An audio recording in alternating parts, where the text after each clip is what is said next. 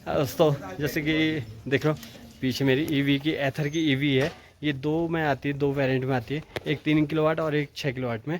अब इसकी जो है इन्फॉर्मेशन हम उन्हीं से लेते हैं, ऑनर से लेते हैं कि उनको कैसी लगी है, किस हिसाब से इसका परफॉर्मेंस है अपने उत्तराखंड पे ख़ास तौर पे। ये क्योंकि पहाड़ों में इलेक्ट्रिक स्कूटियाँ गाड़ियाँ इतना लोग लेना प्रेफर नहीं करते क्योंकि बैटरी का इश्यू रहता है। तो उस हिसाब से देखते हैं इस पर क्या सही लगा इनको, क्यों इन्होंने पेट्रोल की गाड़ियों को छोड़ के ईवी पे आए, क्या इन्हें अच्छा लगा। क्योंकि एक बहुत बड़ा रिस्क हो जाता है ईवी पे आना, क्योंकि यहाँ पे चार्जिंग का इतना इंफ्रास्ट्रक्चर इतना अच्छा खासा है नहीं। तो उस वजह से जैसे कि इसकी चाबी भी आपको नॉर्मल चाबी की तरह मिलती है।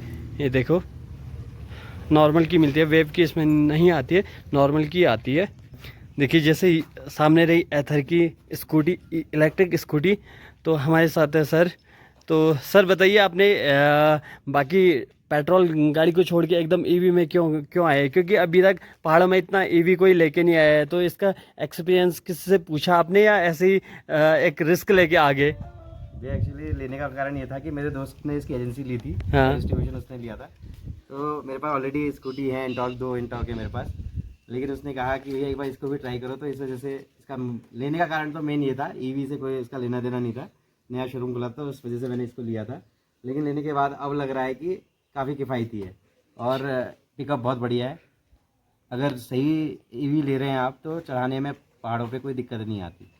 ये आती है 3-4 लोगों को भी अगर लेके आप चढ़ाई पे चढ़ाने ले जाओगे तो कोई समस्या इस चीज़ में नहीं रहेगी। जो ईवी आ रही हैं, जो लोकल आ रही, चाइनीज आ रही है, उससे बचें और बढ़िया कंपनी की लें तो किसी भी चीज़ की कोई दिक्कत नहीं है। हाँ, थोड़ा चार्जिंग स्टेशन अभी पहाड़ में कम है, वो थोड़ी सी दिक्कत है। जब भी आप निकलो तो शॉर्ट डिस्टेंस के लिए तो बढ़िया है, लॉन्ग डिस्टेंस के लिए भी इसको मैं किसी के लिए कहूँगा नहीं, किसी कहूँगा नहीं कि लॉन्ग डिस्टेंस के इसको ले, पहाड़ के लिए स्पेशली।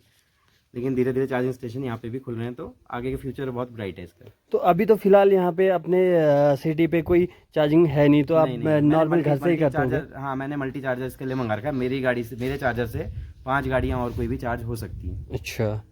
तो कोई और भी अगर चाहे तो लोकल में मेरा गूगल पे पड़ा हुआ है मेरा चार्जर, तो वो सर्च करके अपनी स्कूटी चार्ज कर सकता है यहाँ पे। अच्छा, तो इस पे नॉर्मल जो 125 सीसी या 110 सीसी में बाकी स्कूटियाँ आती हैं उनमें से इसमें पावर में कोई दिक्कत लगी आपको? उससे ज़्यादा पावर है भैया, उससे ज़्यादा पावर है? डबल बैटरी है इसमें, इधर में। अच्छा। तो इसमें ज़्यादा पावर है, ज़्यादा पिकअप लेती है। और मोड है, मोड के हिसाब से अगर आप तेज चलाने के शौकीन हो तो उस हिसाब से मोड रहते हैं इसमें। हाँ। मोड आप सेलेक्ट करो, वार्म मोड पे बहुत तेज चलती है, इको मोड पे, इकोनॉमी पे चलती है।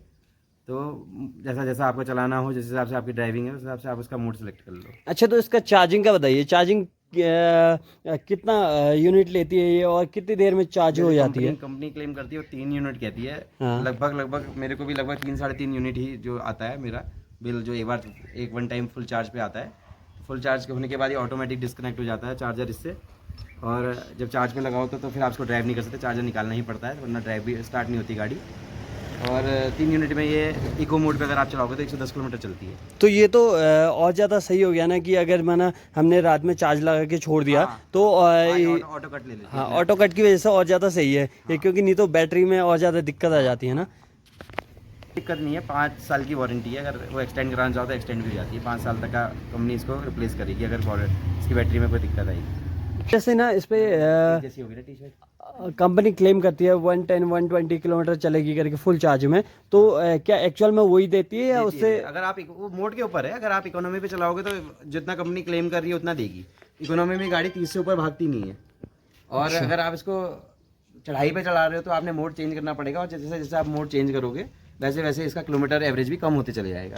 तो इसको अभी आप यहाँ लोकल के हिसाब से कहीं लॉन्ग ड्राइव पे लेके गए? लॉन्ग मतलब जैसे 40, 50, 60, 70 किलोमीटर लगभग? गया अभी हिम्मत नहीं हो पाती कि रास्ते में अगर बैटरी खत्म हो गई तो कहाँ चार्ज करूँगा, क्योंकि चार्जिंग अच्छा खासा समय लेती है चार्ज करने में। अच्छा। कम से कम 5 घंटे 5.5 घंटे इसका चार्जिंग टाइम है। 5 घंटे में फुल हो जाती है? हाँ, 5 घंटे में फुल हो जाती है। अच्छा। और इसका नॉर्मली बताइए लाइटिंग का थ्रो कैसा है? क्योंकि नाइट में कभी कभी हो ही जाता है, प्रैक्टिकल यूज में जब ले रहे हैं हम इसे तो हो ही जाता है कि हाँ कभी रात हो जाती है। बढ़िया लाइट देती है, रात में कोई दिक्कत नहीं आती है। थ्रो ठीक है इनका? बाकी जैसे लाइट है, एलईडी लाइट है, तो एलईडी का बढ़िया ही रहता है, बल्ब लाइट है नहीं इसमें। और ब्रेकिंग में कोई इशू नहीं? ब्रेकिंग में कोई नहीं, दोनों डिस्क ब्रेक हैं, आगे भी पीछे भी। 10 में जैसे बूट स्पेस कुछ प्रैक्टिकल यूज लगा आपको? बूट स्पेस कम है और गाड़ियों के मुकाबले थोड़ा सा कम है, क्योंकि बैटरी बहुत स्पेस ले लेती है, तो बूट स्पेस औरों के मुकाबले कम है। लेकिन इसका नया वर्जन आ गया, उसमें 165 लीटर का बूट आ रहा है, तो वो बहुत बड़ा बूट है। हाँ, इसको एक बार खोले। ये देखिए, ये रहा इसका बूट स्पेस।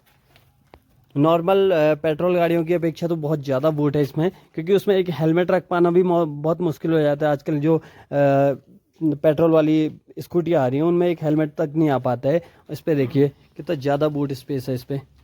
तो इसके मीटर कंसोल में बताइए, मीटर कंसोल में क्या क्या मिलता है इसमें? जैसे मीटर कंसोल में बहुत सारी चीज़ें हैं। इसमें GPS है, आप इसमें कॉल अटेंड कर सकते हैं, मैसेज कर सकते हैं, ब्लूटूथ से कनेक्ट हो जाता है, एवरेज स्पीड के साथ मोड भी दिखाता है पूरा। जैसे आप देख रहे हो इसमें GPS का पूरा आपका कहाँ पे खड़ी है, होम फंक्शन है, आप अपने लोकेट कर सकते हो गाड़ी कहाँ पे है।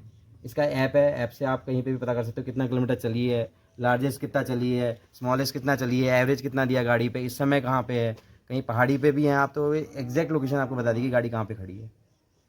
देखिए दोस्तों, जो मेन चीज़ें होती है, जो एक प्रैक्टिकल यूज में जो बातें होती है, वो सारी बातें हम लगभग इनसे पूछ चुके हैं। अब बाकी मेन चीज़ आते हैं, सबसे मेन पॉइंट पे आते हैं, इसकी कॉस्ट क्या पड़ती है इसकी। और इन्होंने इनका जो चार्जर होता है, चार्जर की एक्स्ट्रा कॉस्ट कुछ कंपनियां लेते हैं, जैसे ओला में लेते हैं लोग। वो कहते हैं कि अगर आपको इतने किलोवाट से ऊपर का चार्जर चाहिए तो उसके लिए आपको इतना कैश जो है एक्स्ट्रा देना पड़ेगा। तो उस हिसाब से इसकी कॉस्ट पे क्या कॉस्ट आई है वो सब जानते हैं। तो इसकी कॉस्ट बताइए सबसे पहले आप। कॉस्ट का ऐसा भी है, जब ये उत्तराखंड में एथर लॉन्च हुआ था तो ये मेरी पहली कुमाऊं प्रोविंस की पहली गाड़ी है। अच्छा। कुमाऊं प्रोविंस में सबसे पहली गाड़ी मैंने ली थी। उस समय गवर्नमेंट ने इसमें 30,000 रुपये की सब्सिडी कर रखी थी, जो आजकल घट के 15,000 रुपये हो गई है। अच्छा। तो उस समय जब मेरे को इसकी कॉस्टिंग पड़ी थी तब 1,80,000 रुपये की पड़ी थी, जो आजकल मेरे ख्याल से 1,95,000 रुपये की ये गाड़ी ऑन रोड पड़ रही है। दूसरी बात यह है कि जब कंपनी ने ये नया लॉन्च किया था कुमाऊं में, तो इसमें फास्ट चार्जर फ्री दिया था। अब वो नॉर्मल चार्जर आ रहा है, जो अब गाड़ी आ रही है उसमें नॉर्मल चार्जर है। जो मेरी गाड़ी में था वो फास्ट चार्जर था।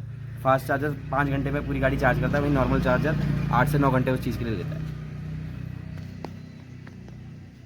तो इस पे चार्जर के लिए कुछ एक्स्ट्रा कॉस्ट देनी पड़ी आपको? अभी तो मेरा तो इसका इंक्लूड था, इसी गाड़ी के प्राइस में इंक्लूड था। कुछ नॉमिनल चार्जेस उन्होंने इंक्लूड कर रखे थे जो नॉर्मल चार्जर के थे, लेकिन उसी नॉर्मल चार्जर के प्राइस में मेरे को फास्ट चार्जर मिल गया था। अच्छा। अब उसके बाद आते हैं हम इसके इंजन पे।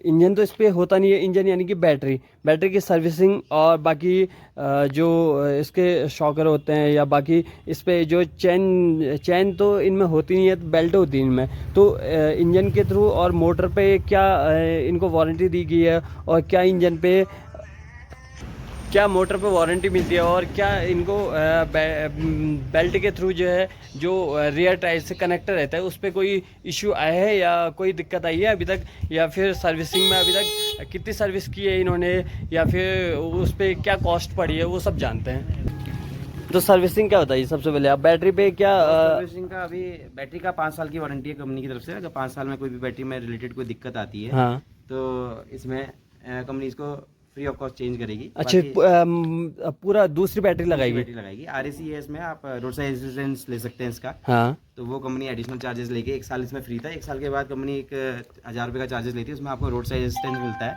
उसमें गाड़ी आपकी कहीं ख़राब हो जाए जैसे कारों में होता है, तो वो भी अवेलेबल है। तीसरी बात यह है कि अभी फिलहाल इसके पहाड़ों पे कहीं शोरूम नहीं है, तो थोड़ी सी दिक्कत सर्विसिंग की आती है। वैसे सर्विसिंग करने के लिए इसमें कोई ऑयलिंग के लिए कोई जगह नहीं है या कोई चेन वगैरह नहीं है, तो ऐसा कोई दिक्कत तो नहीं है। एक बेल्ट नॉर्मल बेल्ट होती है, लेकिन अगर बाई चांस कोई दिक्कत आती है तो अभी फ़िलहाल सर्विसिंग के लिए ऑप्शन नहीं है। इसके लिए आपको जो नियरेस्ट पड़ेगा यहाँ से खटीमा या हल्द्वानी। अभी जैसे मैं पहाड़ पे हूँ तो इसमें पहाड़ पे अभी फ़िलहाल कोई इनके एजेंसी या कोई डिस्ट्रीब्यूशन अभी नहीं है।